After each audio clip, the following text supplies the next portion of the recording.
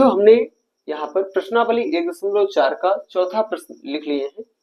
संख्या रेखा पर करणी 9.3 को निरूपित कीजिए। ओके, तो इसके लिए आपको क्या करना होगा विद्यार्थियों, कुछ रचना करनी होगी और उसके अकॉर्डिंग आप संख्या रेखा पर इसे दिखा पाएंगे। तो यहाँ पर विद्यार्थियों मैं एक रफ डायग्राम बना रहा हूं, लेकिन आपको पेंसिल और राउंडर की सहायता से आपको इसकी रचना करनी। ओके, तो सबसे पहला काम आपको क्या करना है, तो आप एक रेखाखंड ले लेंगे और उसकी लंबाई कितनी रखेंगे विद्यार्थियों, ये रेखाखंड हमने ले लिया AB और AB बराबर हमें कितना लेना है 9.3 सेंटीमीटर। ओके, यहाँ पर कोई इकाई नहीं दिया है विद्यार्थियों, लेकिन हमें कोई ना कोई इकाई लेना पड़ेगा।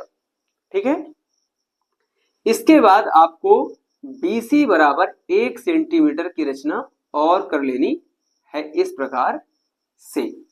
ठीक है, तो ये लंबाई आपकी AC कितनी हो गई, तो AC लंबाई हो गई विद्यार्थियों 10.3 सेंटीमीटर। ठीक है, ये करने के बाद आपको AC का अर्धक खींचना है। क्या करना है, AC का मध्य बिंदु ज्ञात करना है। इसको आप 1-1 सेंटीमीटर करके और आगे कुछ अंक को अंकित कर देंगे। ठीक है, जैसे आपने यहां से यहां तक लिया है 1, तो आगे आपको यहाँ पे मिल जाएगा क्या, यहाँ पे जैसे ये हो जाएगा, देखिए यहां से यहां तक ये 1 हो जाएगा, ये यहां से यहां तक ये 2 हो जाएगा, फिर यहां से यहां तक ये 3 हो जाएगा। इस तरह से आप संख्या रेखा पर अंकों को दर्शा देंगे और इसको आगे इस प्रकार से बढ़ा देंगे। ओके, इसके पश्चात आपको क्या करना है विद्यार्थियों, आपको ये जो AC मिल चुका है 10.5 सेंटीमीटर, इस AC रेखाखंड का मध्य बिंदु ज्ञात करना है। इसके लिए आपको राउंडर की जरूरत होगी। तो राउंडर का एक जो ये मतलब नोक है विद्यार्थियों, उसको आप A पर रख करके इसका आप आधे से अधिक त्रिज्या AC का आप आधे से अधिक लंबाई ले करके ऊपर और नीचे चाप लगा देंगे। ओके, एक बार इधर से लगाएंगे और एक बार इधर से लगाएंगे। ओके, तो चलिए अपन अनुमानित यहाँ पे चाप लगाते हैं, ऐसे समझ करके इधर से लगाया। ओके, और इधर से विद्यार्थियों इधर लगाया तो ये ऐसे आ जाएगा, ऐसे। ओके, इधर आप C से लगाएंगे तो ये ऐसे काटेगा और ऐसे करके काटेंगे तो, है ना, और ये ऐसे काट देगा। अब इसको आपको क्या करना है विद्यार्थियों, मिला देना है। ठीक है, तो इस तरह से आप इसको मिला लीजिएगा, इस तरह से। इसके पश्चात आप ये कहेंगे विद्यार्थियों कि जो AC का मध्य बिंदु है वो ये वाला बिंदु है जहां पे ये रेखाखंड काट रही है। ठीक है, और इसे हम नाम दे देंगे O। क्या, O। ठीक, इसके पश्चात आपको क्या करना होगा विद्यार्थियों, आप A से C तक एक अर्धवृत्त की रचना कर लेंगे। लेकिन कैसे करेंगे मैं बता दूं, आपको ये OA त्रिज्या लेनी। अब ये इतनी बड़ी नहीं हो सकती विद्यार्थियों कि O तक A से मतलब O से A तक पहुंच जाए, लेकिन आपके कॉपी में संभव है। ठीक है, तो OA या OC त्रिज्या लेकर के आप इसे एक अर्धवृत्त की रचना कर देंगे, जो कि आपको यहां से इस तरह से C पर आकर मिल जाएगी। ठीक है, इस तरह से। क्लियर, ये कर लेने के बाद विद्यार्थियों आपको बिंदु B पर क्या करनी है, एक लंब रेखा की रचना करनी है, जिसके लिए आपको यहां पर इस राउंडर की नोक रख करके विद्यार्थियों इस तरह से और एक अर्धवृत्त की रचना इस प्रकार से कर लेनी है। ठीक है, इस तरह से। फिर आपको इसी राउंडर की सहायता से इसको और कटवाना है यहाँ पर, और एक बार इधर कटवाएंगे। और विद्यार्थियों मैं इसको कटवा ही देता हूं इस तरह से, और आगे यहाँ पे फिर एक बार यहां रख करके फिर से आगे काटेंगे और यहां से आगे इस प्रकार से काटेंगे। तो कुछ इस प्रकार यहाँ पे ये कटता हुआ आपको दिखाई देगा। ठीक है, लेकिन यहाँ पर छोटा आ रहा है विद्यार्थियों, आप कॉपी में बनाएंगे तो ये कहीं ना कहीं यहाँ पर काटेगी और इस तरह से ये एक शीर्ष लंब रेखा अपने को खींच लेना है 90 डिग्री बनाते हुए। कहां पर, बिंदु B पर। ठीक है, अपन समझते हैं कि अर्धवृत्त को बिंदु D पर काटती है और हम अब BD बराबर लंबाई लेकर के BD त्रिज्या से विद्यार्थियों एक चाप लगाएंगे इस तरह से। ध्यान दें कि ये कहां पर काटेगी विद्यार्थियों, चूंकि 9.3 करनी के अंदर, इसका मतलब 3.2 के आसपास का मान होगा, तो ये 3 के आगे ही कहीं पर इसको काटेगी। तो इस तरह से अपन यहाँ पे मिला देंगे, मतलब चाप लगाएंगे तो यहाँ पे रखेंगे ऐसे, ऐसे रख करके और इसको कटाएंगे तो ये यहाँ पर आएगी 3 के थोड़ा आगे। ओके, और यही वो बिंदु होगा जिसे हम ई से निरूपित करें। यही वो बिंदु होगा विद्यार्थियों संख्या रेखा पर, जो कि करनी 9.3 के बराबर होगा। ओके, तो इस प्रकार से आपको ध्यान देना है कि जो ये सीई बराबर है, सीई बराबर सॉरी बीई बराबर ये जो बीडी लंबाई होगा, बीडी लंबाई जो है विद्यार्थियों बीई के बराबर होगा, और ये कितना होगा, करनी 9.3 के बराबर होगा। ओके, तो इस तरह से आप संख्या रेखा पर करनी 9.3 को दर्शा देंगे, जो कि क्या होगा, बीडी बराबर बीई बराबर करनी 9.3। ओके, तो सिंपली आप इसको कर सकते हैं, इसमें कोई ज्यादा दिक्कत नहीं लेनी है। सिर्फ आपको ध्यान रखना है कि यहाँ बी पर 90 डिग्री का कोण बनना चाहिए। या तो आप चांदा की सहायता से बना लें, और या तो आप डायरेक्टली, जैसा कि मैंने बताया है, राउंडर की सहायता से, तो वो आप करके यहाँ पर इसको बना लेंगे। ठीक है, वैसे राउंडर की सहायता से बनाना थोड़ा ज्यादा आकर्षक है विद्यार्थियों।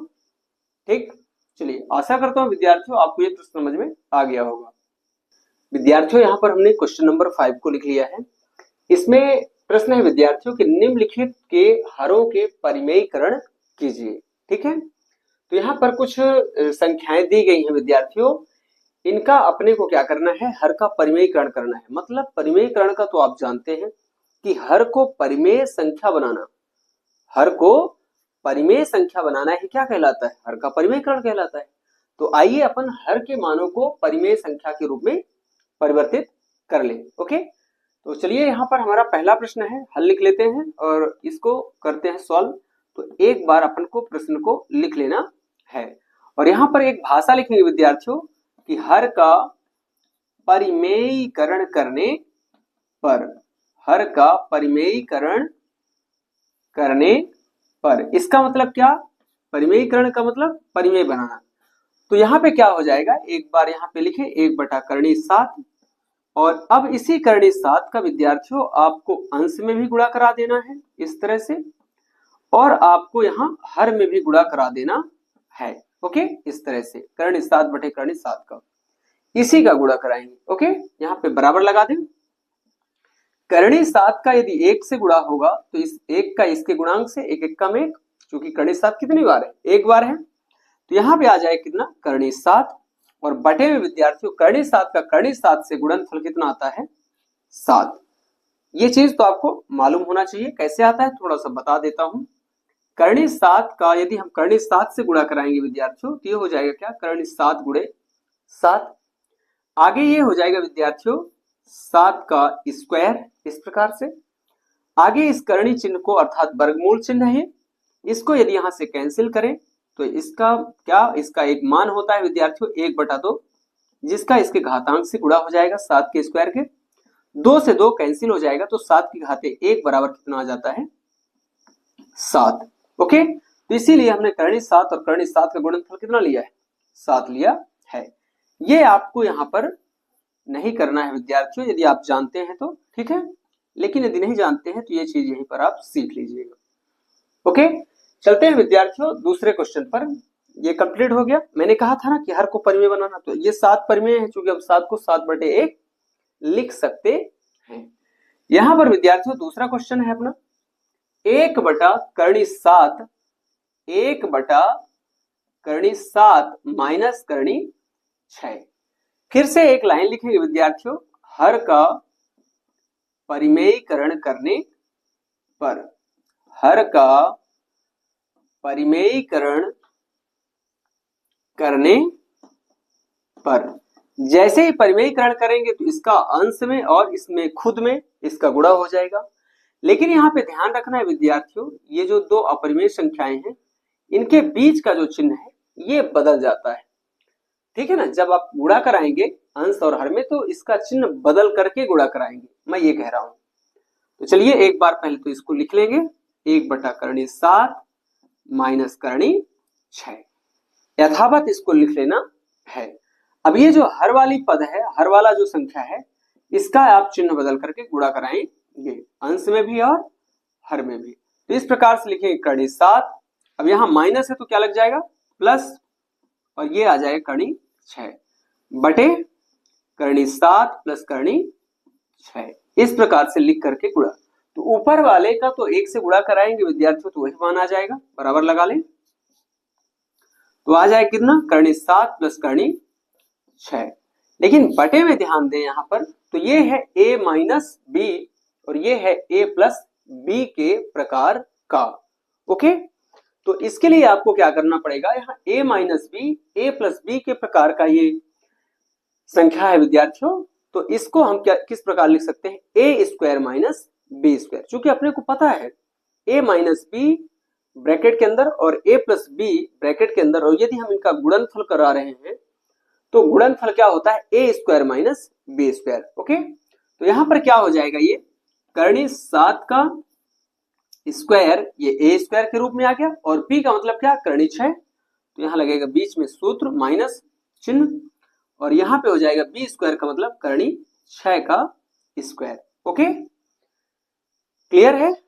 चलिए अब ऊपर वाला तो सेम का सेम रहेगा, जैसा है वैसा ही रहेगा। ओके, तो यहाँ पे आ जाएगा करनी 7 प्लस करनी 6, लेकिन बटे में ध्यान दें तो यहाँ a square minus b square है, और स्क्वायर से करनी इसकी भी कैंसिल, स्क्वायर से इसकी भी करनी कैंसिल हो जाएगी, तो कितना आ जाएगा 7 माइनस 6। अब 7 में 1 घटाएंगे विद्यार्थियों तो 1 आ जाएगा, 7 में 1 नहीं सॉरी 6 घटाएंगे, 7 में 6 घटाएंगे तो कितना आएगा 1 आ जाएगा। तो आप यहां से इस चीज को लिख लें, करनी 7 प्लस बराबर करके, तो करनी 7 प्लस करनी 6 और बटे में कितना 1, 1 का भाग दे देंगे, 1 का ऊपर वाली राशि में भाग लगाएंगे तो वही संख्या आ जाएगी। तो इसका आंसर आ गया कितना, करनी 7 प्लस करनी 6। ओके, क्लियर, यहां तक बातें क्लियर हो गई। चलिए इसको आप अपनी कॉपी में नोट कर ले विद्यार्थियों। आशा करता हूं आपको ये प्रश्न भी समझ में आ गया होगा। यदि थोड़ा बहुत इसमें कुछ रह जाता है तो अपन तीसरे क्वेश्चन में इसको समझ लेंगे और चौथे क्वेश्चन में। ओके विद्यार्थियों, अब हम करेंगे क्रमांक 3 को। ओके, तो इसमें अपना संख्या है विद्यार्थियों 1 बटा करनी 5 धन करनी 2। तो फिर से एक लाइन लिखेंगे, हर का परिमेयीकरण करने पर। ठीक है, ये आपको हर प्रश्न में लिखना पड़ेगा जिसमें आप परिमेयीकरण करते हैं। ठीक है, तो ये लिख लेने के बाद आपको इसका चिन्ह बदल करके अंश में और स्वयं में इसके गुणा करा लेना है। तो लिख दें 1 बटा करनी 5 प्लस करनी 2 गुणे, यहां बराबर लगाएं, करनी 5 माइनस करनी 2 बटे करनी 5 माइनस करनी 2, इस प्रकार से। ओके, चिन्ह बदल के ही गुणा कराना है, इस चीज को ध्यान रखना है आपको। अब ऊपर वाला का यदि 1 से गुणा होगा तो वो तो पूरा वही चीज आ जाएगा, करनी 5 माइनस करनी 2। और यदि नीचे ध्यान दें विद्यार्थियों तो ये फिर से a plus b a minus b के प्रकार का है, तो यहाँ क्या हो जाएगा a square minus b square के रूप में से दिखा दें, तो ये करनी 5 का स्क्वायर माइनस करनी 2 का स्क्वायर, इस प्रकार से दिखा देंगे। ओके, इसके बाद विद्यार्थियों आपको क्या करना है, ऊपर वाला तो सेम रहेगा, करनी 5 माइनस करनी 2,